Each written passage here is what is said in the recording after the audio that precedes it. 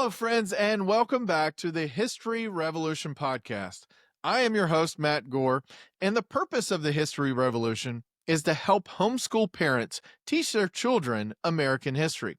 Today, we get to go back in time to Charleston, South Carolina in 1861 to learn about the battle that started the Civil War, the Battle of Fort Sumter.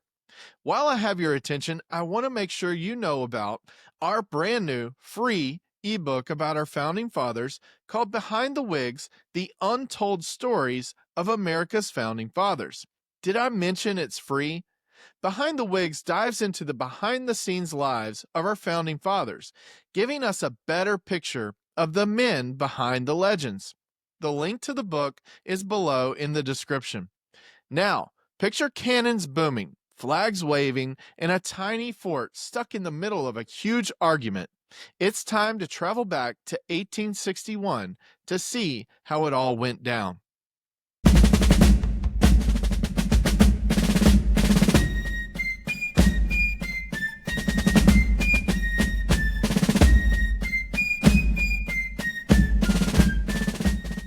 Okay, let's set the stage. It's April 1861, and the United States is in a mess. The country is split between the North and the South.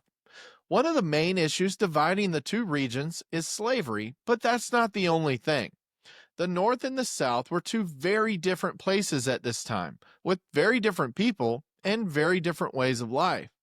Northern states were more urban, and the governments in the North wanted to end slavery. Northern states had also benefited more from the Industrial Revolution. Southern states were still more rural and fiercely independent. The Southern states were an agrarian society who depended on manpower more than machine power. That manpower included slaves. The country was at a breaking point, and by this time, 7 Southern states had already said, "We're out," seceded, and formed their own country, the Confederate States of America. Those states were South Carolina, Mississippi, Florida, Alabama, Georgia, Louisiana, and Texas. It's like when you and your brother or sister argue so much that you have to draw a line down the middle of your room, except with states and armies. Right in the middle of this mess is Fort Sumter, a brick fort sitting on a little island in Charleston Harbor in South Carolina. It's not a huge fort, but it's in a very important location, guarding the port city of Charleston. The United States Army controls it, but South Carolina is one of those Confederate states, and they're not happy about Northern soldiers hanging out in their backyard. It's like if your cousin claimed your treehouse after you had a fight. Leading the Union troops from the North at Fort Sumter is Major Robert Anderson. He had about 85 soldiers, a handful of cannons, but not very much food. They had been stuck there since December of 1860, when Anderson and his men sneaked into the fort under the cover of night. He knew trouble was brewing, and he wasn't wrong. On the other side are the Confederates, led by General P.G.T. Beauregard. Fun fact, Beauregard was Anderson's student at West Point. Talk about an awkward reunion. Beauregard had thousands of Southern troops, cannons lined up on the shore, and a message: "Get out of our fort or else." But Anderson was determined to hold the fort. Both sides are staring each other down, waiting for someone to blink. Now up in Washington, D.C., there's a new president, Abraham Lincoln. He's only been in office a month, and the South has been nothing but a huge headache. Lincoln doesn't want a war, but he also doesn't want to lose Fort Sumter. He decides to send supply ships with food and other stuff, but no weapons, just bread and maybe some really stale cheese. He tells the Confederates, "Hey, we're just feeding our guys, we're not here to fight." But the South isn't buying it. They think it's a trick, and they are prepared for battle. On April 11th, 1861, Beauregard sends a final warning: "Surrender by midnight or we start shooting." Anderson's running out of options. His men are hungry, his walls are crumbling, and he has cannons, but not enough gunpowder to last very long. He writes back, "We'll leave in a few days, but you have to give us time." The Confederates say, "No, it's now or never," and the clock starts ticking for Anderson. At 4:30 the next morning, on April 12th, 1861, it happens. A Confederate cannon fires a shot that screams across the harbor and explodes near Fort Sumter. Boom!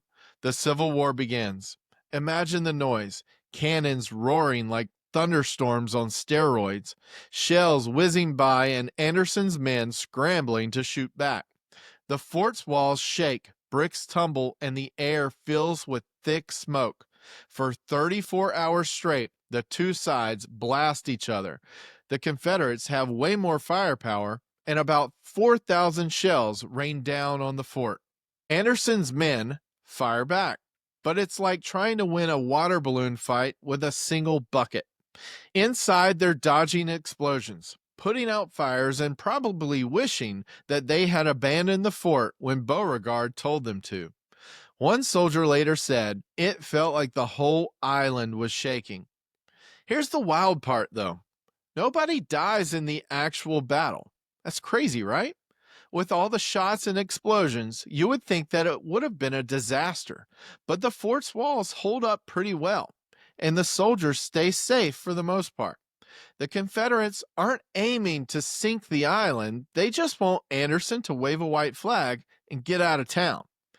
Meanwhile, the people of Charleston are watching from rooftops like it's a fireworks show, sipping tea and cheering on the Confederates. By April 13th, Anderson knows that he's toast. The fort is on fire, the food is gone, and his men are exhausted. He agrees to surrender, but he wants to go out in style. He insists on firing a 100-gun salute to the United States flag before leaving.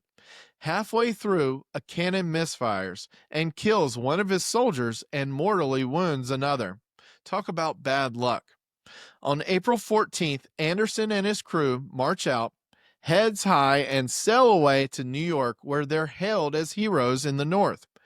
Beauregard and the Confederates take the fort, raise their flag, claim victory, and are hailed as heroes in the South. So what's the big deal about Fort Sumter? It's not just about who won a fort.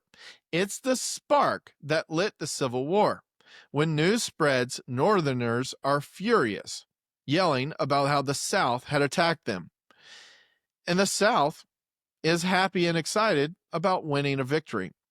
4 more states then joined the Confederacy, and both the North and South used the battle to recruit more men to join their causes. The United States of America and the Confederate States of America are now officially at war. It will last 4 long, tough years. Families and friendships will be torn apart, and over 600,000 people will die before it's over, all starting from those cannons that fired in Charleston Harbor. Today, Fort Sumter is a National Historic Site. You can visit it, see the old walls for yourself, and imagine the chaos that happened that April. It's a reminder of how divided America once was, and the brave men who fought on both sides for what they thought was right. Now imagine you're Major Robert Anderson. You're outnumbered, you're outgunned, and you're surrounded, stuck in Fort Sumter with cannons blasting. What would you do? Would you surrender, or would you keep fighting?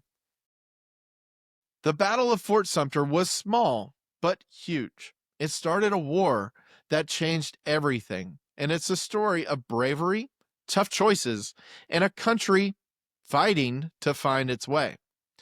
Thank you, friends, for joining me on this journey back in time to the Battle of Fort Sumter. Don't forget to check out our brand new free ebook about our founding fathers called Behind the Wigs: The Untold Stories of America's Founding Fathers. If you're watching on YouTube and you like this podcast, I ask that you please give us a thumbs up and subscribe. And if you're listening on your favorite podcast platform, please give us a 5-star review. God bless you all, and we'll see you again next week.